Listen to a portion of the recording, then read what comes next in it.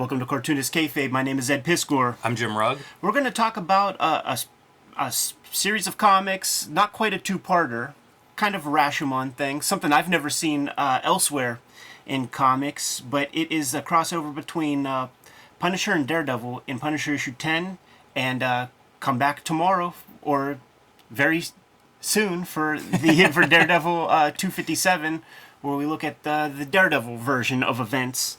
But first, Cartoonist Kayfabe Comic Book Christmas in July is going to be the last Saturday in July, and we want you to do what we're doing, which is we're dropping off our doubles and some comp copies of our comics in the free little lending libraries in our neighborhood, in the spirit of increasing comic book readership and comic book awareness, putting comics in front of the faces of people who are literate and interested in reading.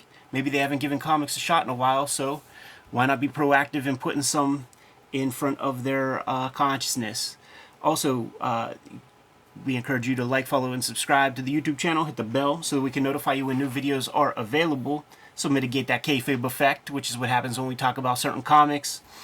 They often disappear on the aftermarket pretty rapidly. So if you get the vids early, you get first dibs on the comics that we are talking about, and you're going to want your hands on both of these issues, man, because they're pretty exceptional comics. And if you watch these videos to the very end, that's going to push our videos out to a wider audience, helps us grow that audience, and helps us continue to make these videos possible. Without further ado, Jimmy, can we crack open this Punisher number 10? Whilce Portacio on art duties. Not yet. First, we have to make fun of the Frank Castle back muscles before we crack that thing open. This is Whilce Portacio. So he was doing Punisher, and I think Jim Lee was doing Punisher War Journal kind of around the same time. I think they were sharing studios. And it's pretty strong stuff. Like, I like Whilce Portacio. I think he went to X Factor maybe after the Punisher. But always like super detailed, and you can see it. Like, the anatomy is just... These are weightlifting dudes that were cutting weight for this cover pose because they are ripped up. Yeah, man. And he figured out the sort of French braid of how muscles work. So he's just inventing stuff. Muscles on muscles on muscles there. Yeah, like this back doesn't even have that S curve, no. Dude. It's pretty hardcore, and it's nearly Tetsuo. You know, like this would be a lat, but like the lats are usually pretty smooth. But his lats even have muscles on them. Very gnarly. Dig this style though, because like there's two ways you do these kind of superheroes.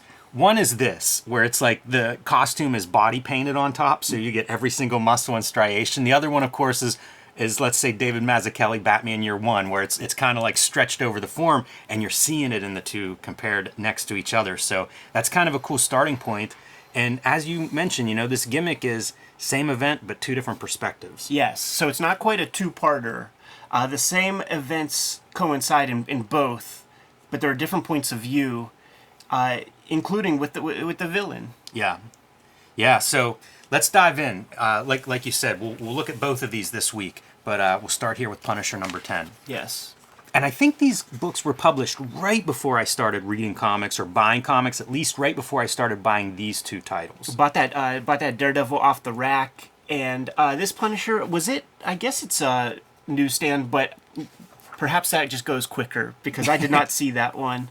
Yeah, it's a hot book, right? We're gonna see 3 Punisher titles before too long. So 1988. I don't exactly remember the year that the shit went down, but I think it was 1986 when the aspirin stuff was going down, where some guy was poisoning little aspirin bottles, and I'm assuming that's for forevermore. That's why we have safety seals and the cotton and all that stuff in there. Like that wasn't thought about beforehand. But that's the story here, man. These Zumetrin pills are being poisoned with cyanide, and we see that pill in action right away. Good page. It gives you everything you need for the background on what is happening here. Even fun storytelling in that. Make sure that label is clear. Yes. For the readers to see. Got to sell it, man. Just like when you see people drinking Cokes in a TV show. Got to be able to read it. It's fun to see regular people too. These guys are also good at the muscle part, but like the overweight middle-aged lady, maybe not a lot of reps in drawing that, so it's very heightened. Like this is an action comic version of ODing on cyanide. I just saw there's a new horror movie called The Black Phone, and there's this one part where a guy's just sitting there waiting to do some dirt, and he's got like a devil mask on and no shirt, and he's just waiting in the kitchen, and that's what this feels like. Like Punisher is like watching the evening news with his gimmicks on. How about this, dude? This is a head in 3-point perspective with the vanishing point up there. You see it moving towards the vanishing point. Yeah, that's quite dramatic. Again, very dramatic. The pose we're gonna do here. I like this lettering, the title lettering, really nice. Ken Brusnek, dude. Like the actual script of the captions and word balloons is extremely sharp. I like Whilce's layouts too. You know, you've got open panels, some different panel shapes. Yeah, and Scott Williams is on the ink duties, Mike Barron on the writing. So the other fun thing about reading this tandem of issues is the perspective of the writers. So Mike Barron, reasonably conservative fella, Old Testament kind of guy, perfect guy to be writing a Punisher comic and to be speaking through a Punisher voice. Annie Nocenti will be the Daredevil writer. And John Romita Jr. in that Wizard interview that we did recently described her as like left, left for sure. Yeah, it is a really fun like creator mashup as a result. How about this part here where Frank Castle, he's like going down the list of Zumetron employees who might have a grievance. There's a lot of them, 1,500 disgruntled, and he's working down the list. Eliminates all women because like. That would be an outlier, you know, and to be an Eileen Wuornos kind of serial killer Black Widow chick. But when he starts to whittle things down, it gets to the point where he's looking for Jehovah's Witnesses. And we're not hearing his thought process on how he gets to the Jehovah's Witness. Right. And ultimately they're going to be screeners for him to try to narrow that list. But it is funny, like, how you come up with this. Yeah. And because these comics got to be breezy, man, like, this ain't a mystery story. And also, what age is this comic written for? Because it's very easy to follow. Like, the third character we find, well, 1, the old lady's dead. 2's Punisher. Guess who number 3 is? Yeah. He's the creep. And he's got a skullet not far from a late period Jesse the Body Ventura, I would say. Interesting. Cartoonist Kayfabe is brought to you by the comics that Ed Piskor and I make.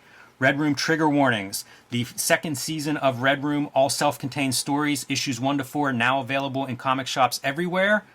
Red Room, the Antisocial Network, the trade paperback collection of the first season of Red Room, now available in comic shops everywhere. Minus 28 countries where it's banned and 10 comic shops, but you can still request it there. And coming in September, the collection, the trade paperback of Red Room Trigger Warnings will be in stores in September. You can pre-order that now at your local comic shop or online wherever you buy your books.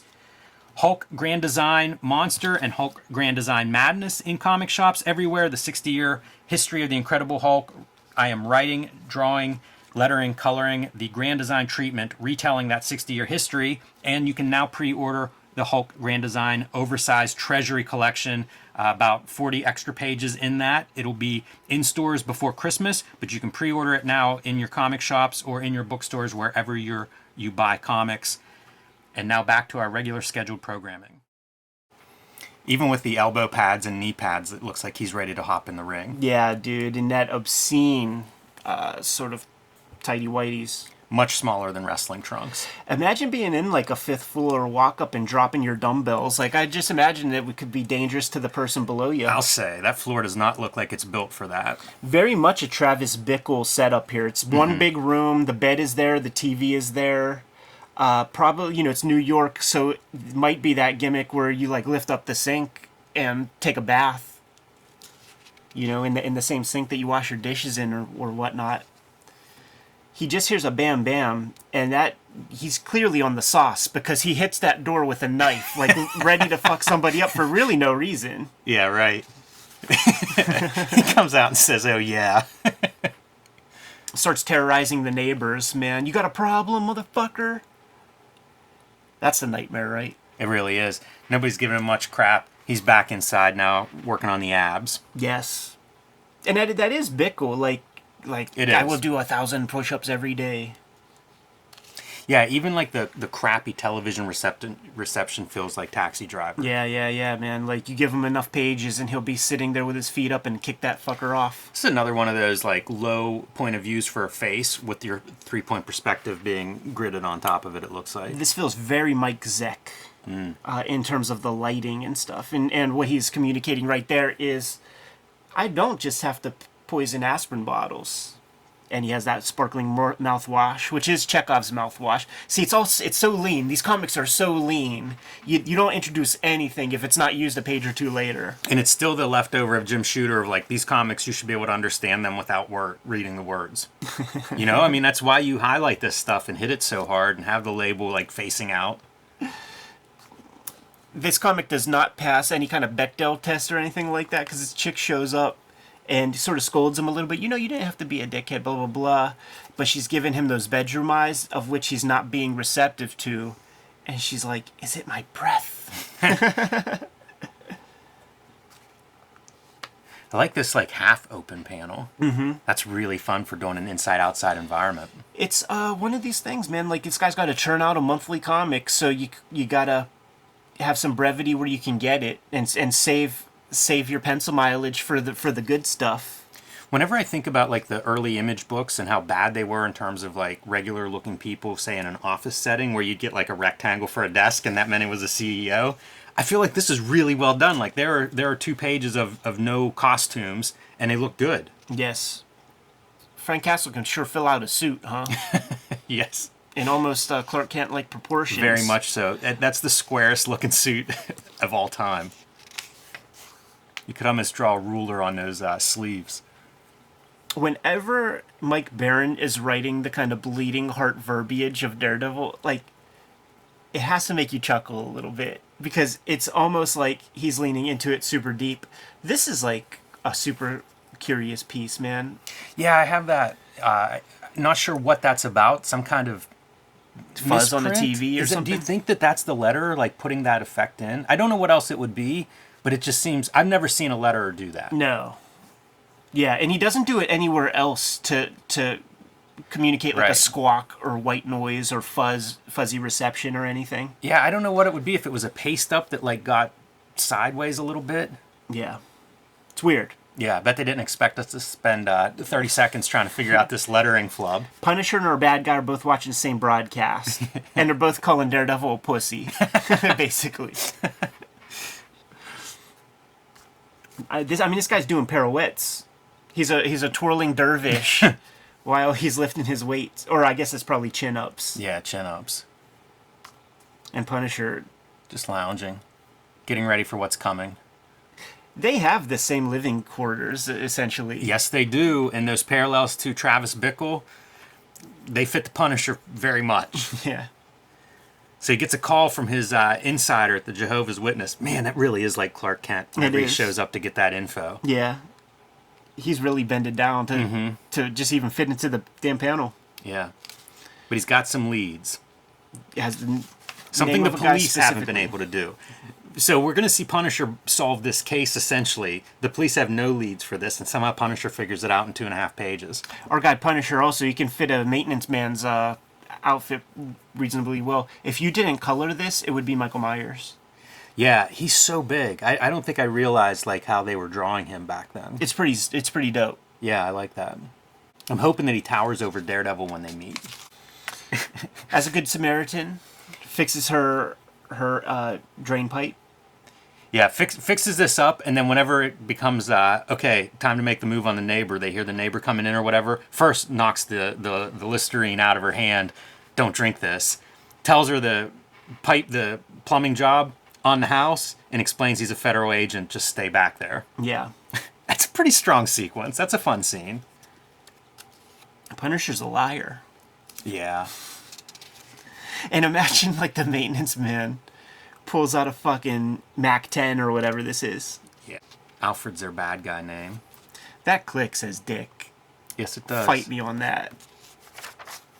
Yeah, that feels like one that the comics code should have outlawed along with Flick. Exactly. Yeah.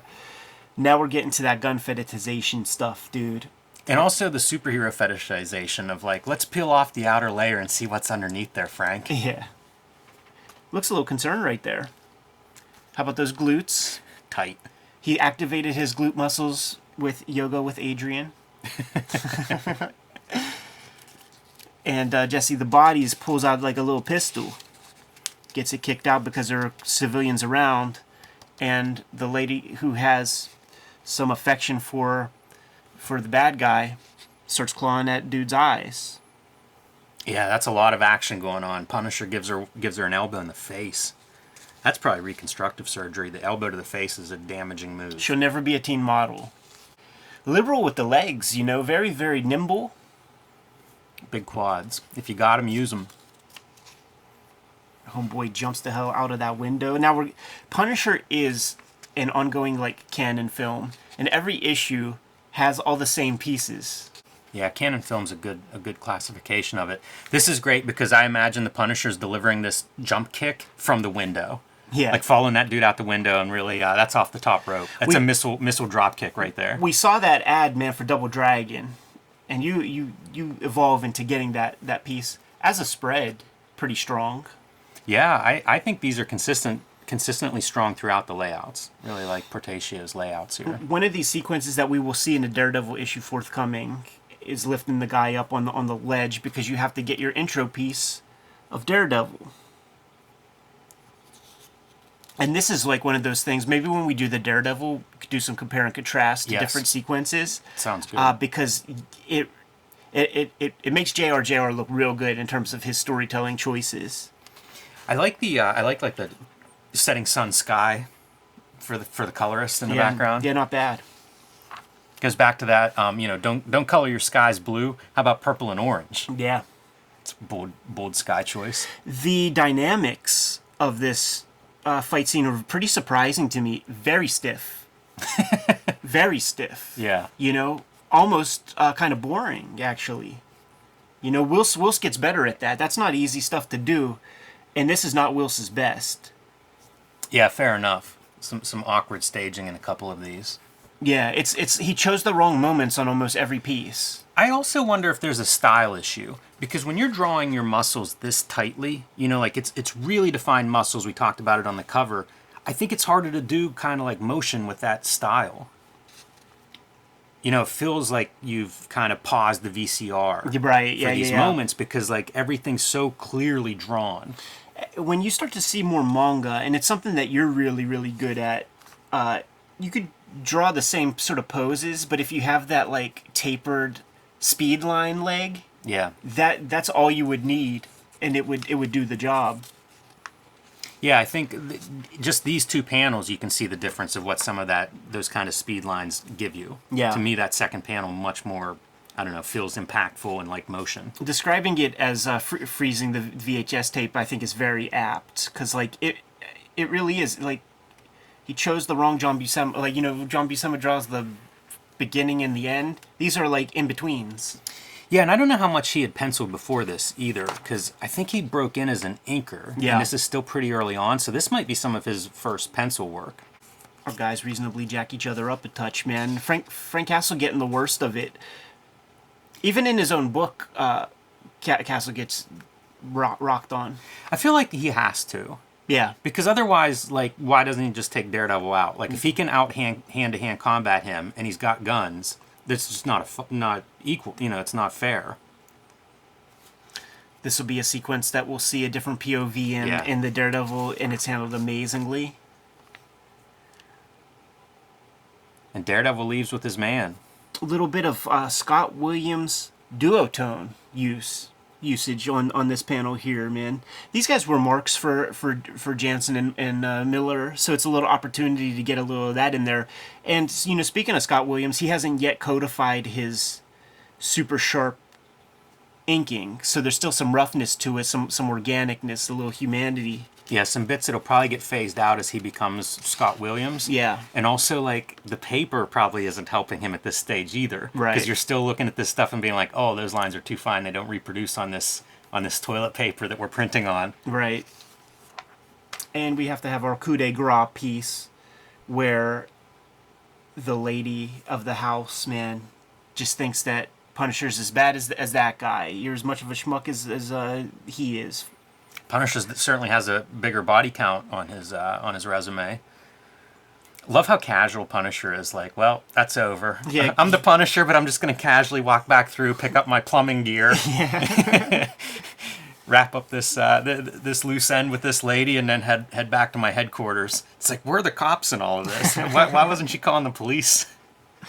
Yeah, absolutely, man. Great wrecked face, by the way. Yeah, it is really good. Akin to like a like a Born Again type image. I was thinking like video games, like a punch out or something between, or between rounds where you're seeing like the damage. Yeah, absolutely. That's good, man. So once again, this is not exactly a two-parter with the Daredevil issue. It's more like Rashomon, where you see different points of view. And on a video that will be coming out sooner than later, we'll take a look at that Daredevil issue. Sounds good. You good to go, Jimmy? Yep. Kayfabers, Cartoonist Kayfabe Comic Book Christmas in July is going to be the last Saturday in July, so make sure you get your doubles together and go around to the free little lending libraries in your neighborhood and populate those libraries with comics. Help increase comic book readership by putting comics in front of the faces of people who are literate and like to read. What else do we have out there, Jimmy? Hulk Grand Design. Hold on. What do you have out there, Jimmy? Hulk Grand Design, the Treasury Edition, is now available for pre-orders. That'll be out in December in time for Christmas, so perfect for a gift for that Hulk fan in your life or for yourself. It's a retelling of the 60-year history of the Incredible Hulk. It's packed with some great extras, including artwork from Richard Corbin, Todd McFarlane, Neil Adams, doing some Hulk art in there. So pre-order that now wherever you buy your books. Join me on patreon.com/JimRugg, where you can see a lot more of my art, download some of my out-of-print zines and mini-comics, and thank you to everybody who has already joined me on Patreon. Red Room Trigger Warnings trade paperback coming in stores in September. Let's boost those order numbers so that we know how many we need to print. Murder on the Dark Web for Fun and Profit is the name of the game. It's banned in more than 28 countries. It's banned in more than 10 comic shops. So you may need to hit my link tree up in order to order and pre-order current and future Red Room comics. Or you could hit up my Patreon for $3. You get the archive, put up new strips every Tuesday, gives you access to more than 200, maybe 250 pages worth of Red Room content with new strips all the time. What else do we have out there, Jimmy? Subscribe to the Cartoonist Kayfabe e-newsletter at the links below this video. You can also find Cartoonist Kayfabe t-shirts and merchandise at the links below the video, including our latest piece of merch, a Cartoonist Kayfabe fanny pack. Perfect for the wrestling fans out there, the comic book fans out there, the comic book vendors, right? Put your change in there.